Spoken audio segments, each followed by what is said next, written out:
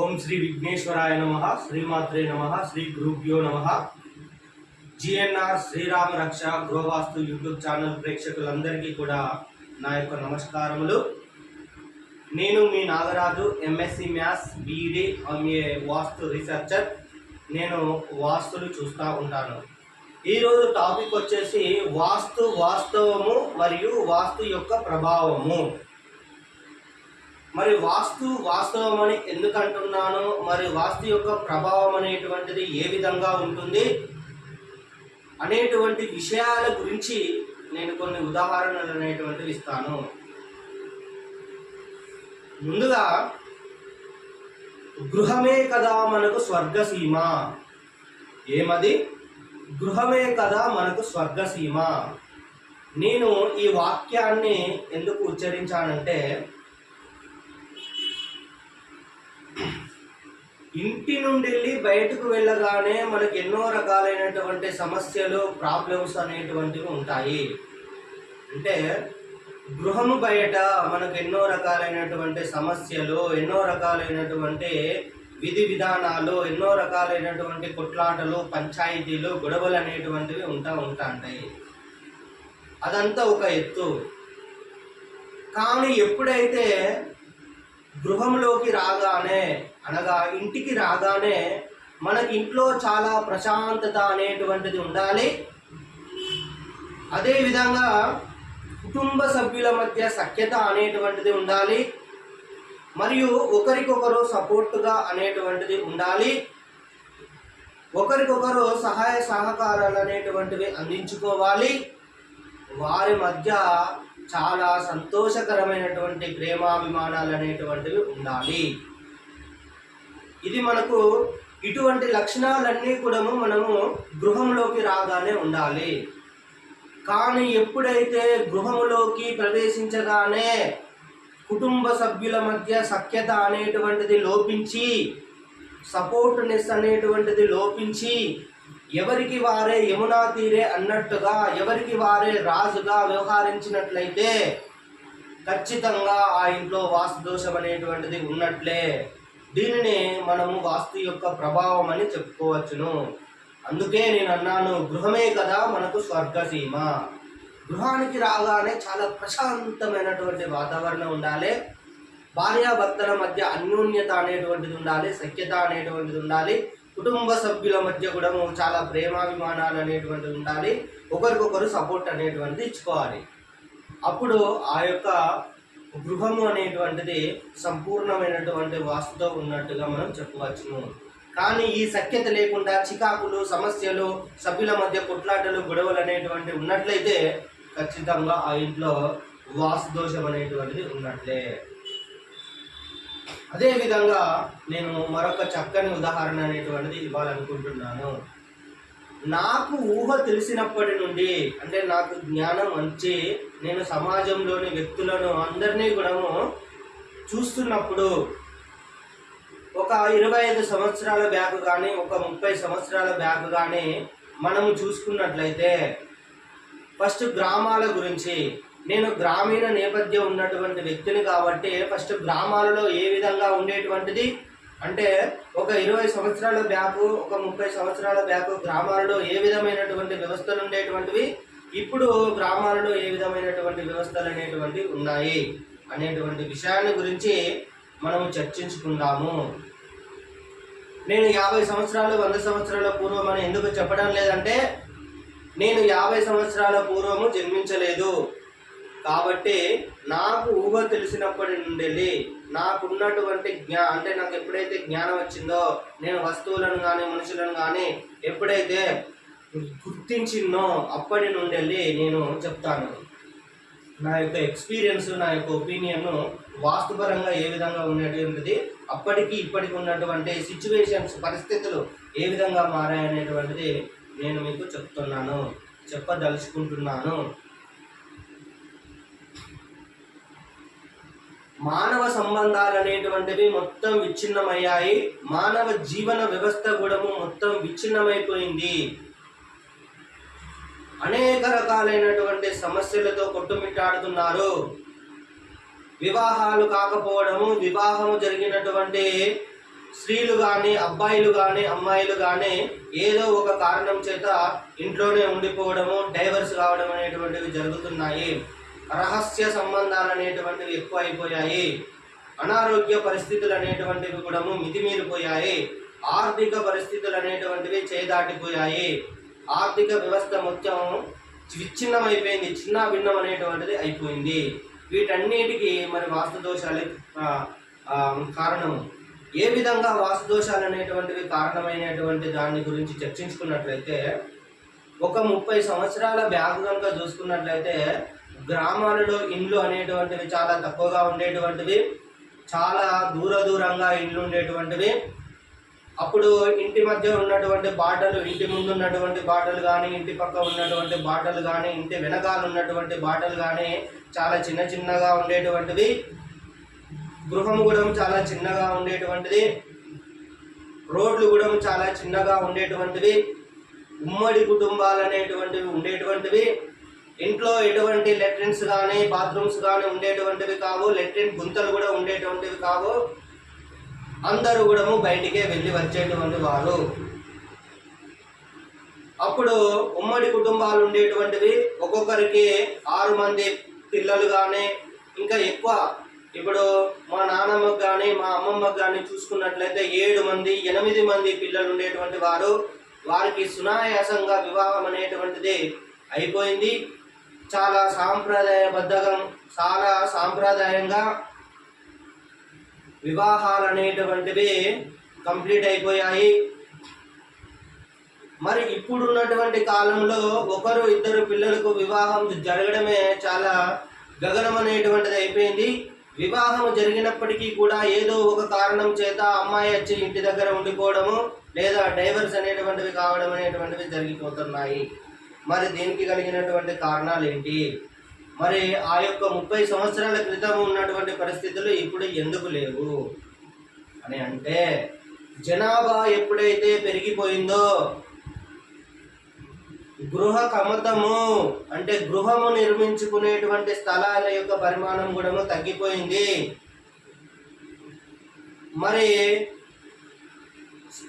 మరి గృహ స్థలములు అనేటువంటివి చాలా చిన్నగా ఉండి అందులో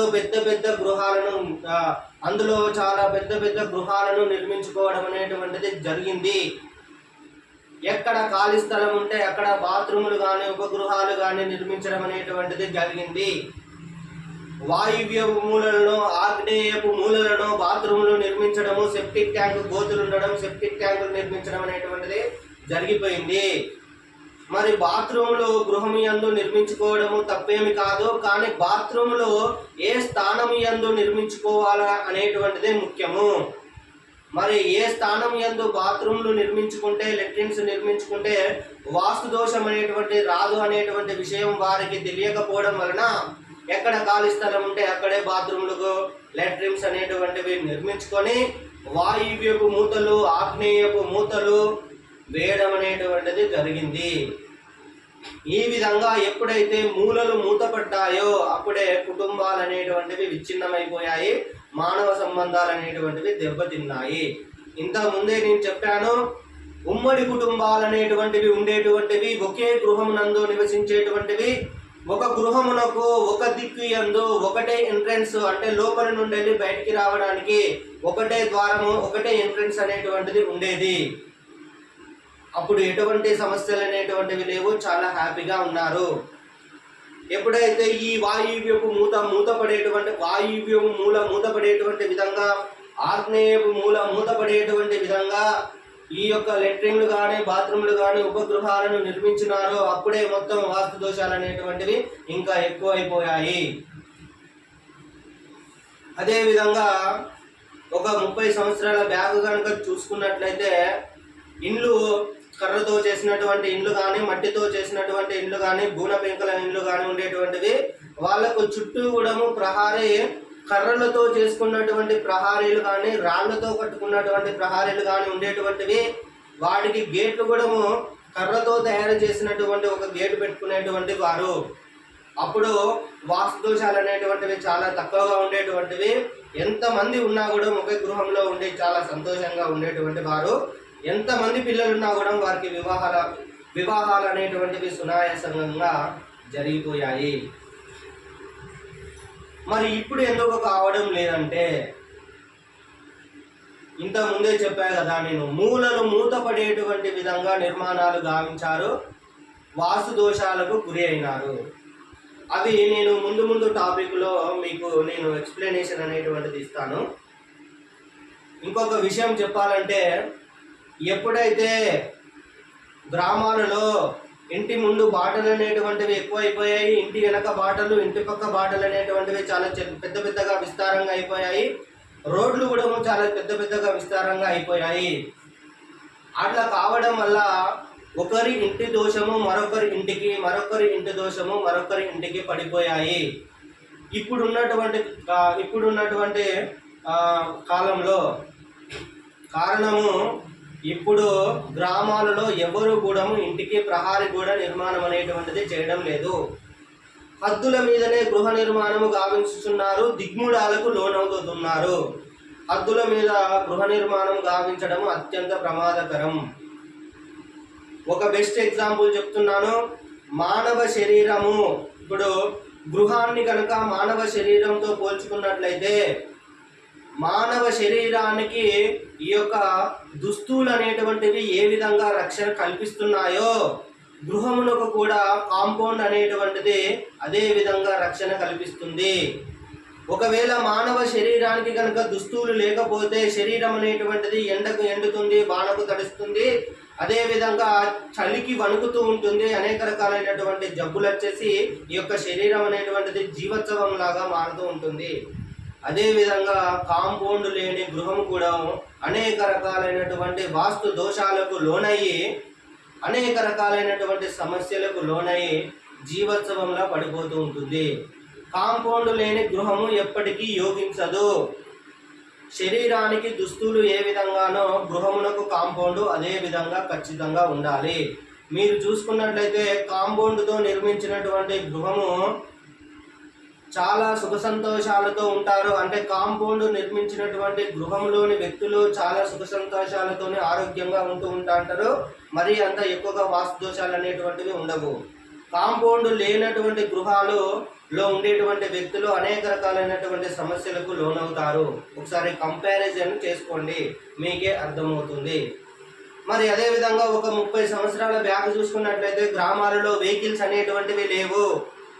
చూద్దామంటే జీబులు కానీ, కార్లు కానీ, బండ్లు కానీ అసలు ఎవరికి ఉండేటువంటివి కావు, ఎవరికో ఒకరికి ఉండేటువంటి వారు. మరి స్లాబులు కూడా ఎక్కువగా ఉండేటువంటివి కావు. ఈరోజు గ్రామాలలో కూడా స్లాబులు ఎక్కువయ్యాయి, అభివృద్ధి కూడా ఎక్కువైపోయింది.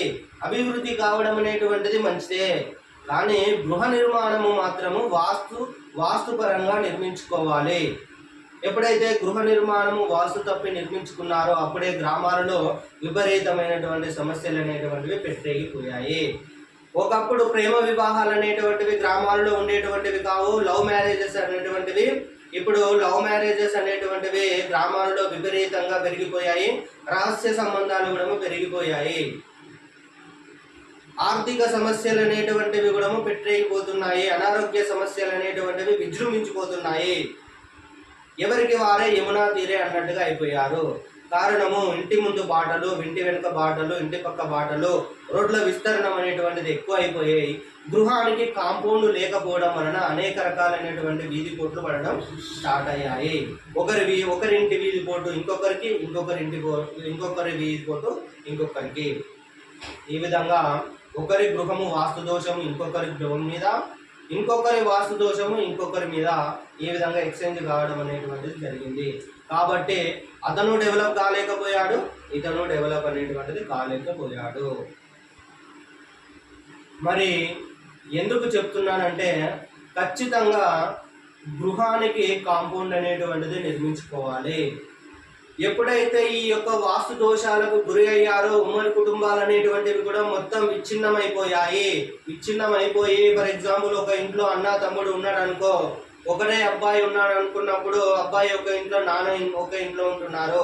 ఫర్ ఎగ్జాంపుల్ ఇక్కడ నేను మ్యాప్లో చూపించినటువంటి విధంగా ఈ విధంగా ఉన్నటువంటి ఇంట్లో అన్న ఒక భాగం వైపుకు మరియు తమ్ముడు ఒక భాగం వైపుకు ఉంటున్నారు. ఇటువంటి గృహాలను మనము జంట గర్భ గృహాలు అని అంటారు.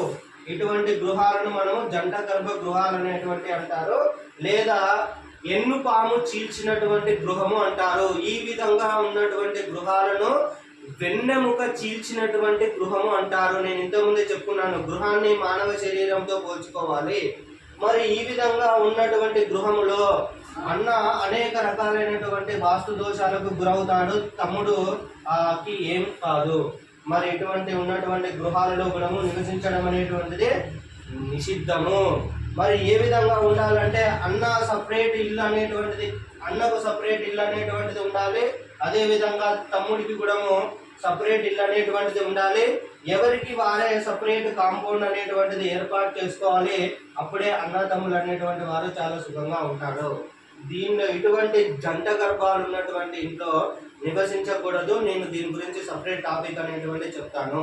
ఇటువంటి ఇల్లును మనము జంట గర్భదోష గృహాలు అని అంటారు. ఈ విధంగా అనేక రకాలైనటువంటి వాస్తు దోషాలకు గురి అయిపోయారు. ఇది మరి వాస్తవము, వాస్తు యొక్క ప్రభావము అనేటువంటిది ఈరోజు టాపిక్. దానికి సంబంధించినటువంటి కొన్ని ఎగ్జాంపుల్స్ అనేటువంటివి మీకు చెప్పి ఉన్నాను. అప్పటికి ఇప్పుడు చూసారా, వాస్తు వల్ల ఏ విధమైనటువంటి అంటే సమాజ పరిస్థితులు మొత్తమే మారిపోయాయి, జీవన విధానాలే మారిపోయాయి. 30 years బ్యాక్ ఏ విధంగా ఉన్నారు, ఇప్పుడు ఏ విధంగా ఉన్నారు. మానవుల మధ్య సఖ్యతే లేదు, సహాయ సహకారాలు అనేటువంటివి లేవు. అనేక రకాలైనటువంటి దుర్వ్యసనాలకు గురి అయిపోయారు. చాలా బ్యాడ్ పరిస్థితులు అనేటువంటివి ఏర్పడ్డాయి. కాబట్టి వాస్తు ప్రకారము గృహ నిర్మాణమును గావించుకోండి. ఇంకా చెప్పాలంటే చాలా ఎగ్జాంపుల్స్ అనేటువంటివి ఉన్నాయి. నేను రోజుకొక టాపిక్ అనేటువంటిది చెప్పుకుంటూ ఉంటాను. ఓకే అండి, నమస్కారము. Like, share, subscribe my channel.